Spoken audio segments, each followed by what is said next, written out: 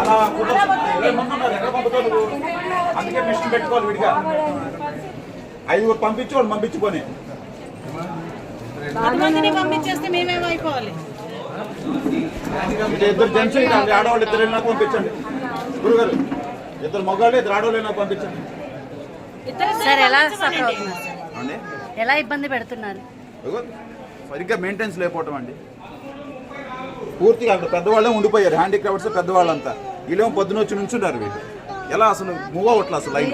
ఏమనంటే EVM problem అంటున్నారు. 3 hours అయింది. ఇప్పుడు కూడా జనాభా కూడా తక్కువగా ఉన్నారు, మూవ్మెంట్ అవ్వట్ల. మధ్యలోంచి వెళ్తున్నారు చాలా మంది. కొన్ని ఖాళీగా ఉన్నారు. ఎంతసేపు అయిందమ్మా వచ్చి? మీరు 8ంటికి వచ్చినామే. వాళ్ళకి సపరేట్ బూత్ ఉంటే వాళ్ళు వేసుకుంటారు, మేము నడుస్తాం.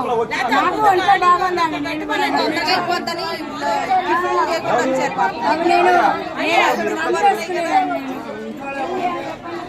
212 ఖాళీగా ఉంది. 60 ఏళ్ళ వాళ్ళని 70 ఏళ్ళ వాళ్ళని పంపించమని.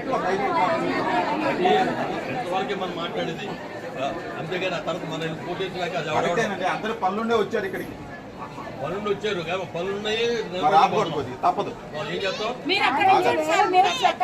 కొద్దిగా ఆగాలండి. పరిస్థితి అర్థం చేసుకోవాలి మీరు కూడా.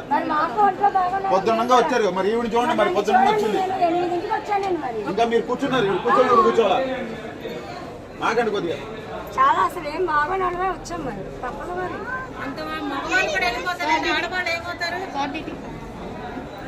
ఎలా పంపుతారమ్మా? 10 మంది 20 మంది 6 గంట పడుతుంది. ఇంకా 5 పంపిస్తారు, ఇంకా 1 పంపిస్తారు. ఆగండి మరి.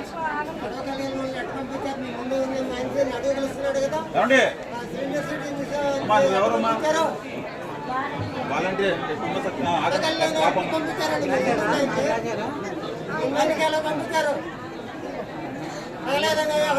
ఆగాలయ్యా. పంపిరా అయిపోయిందా?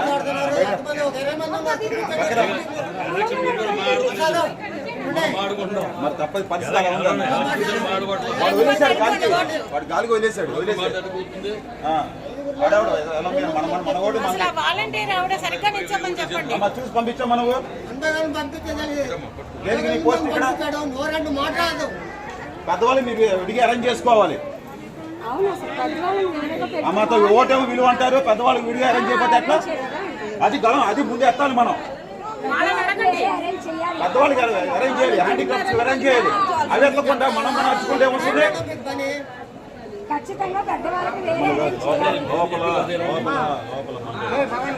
లోపల వాళ్ళకి తెలియాలి కదా మనం మాట్లాడేది.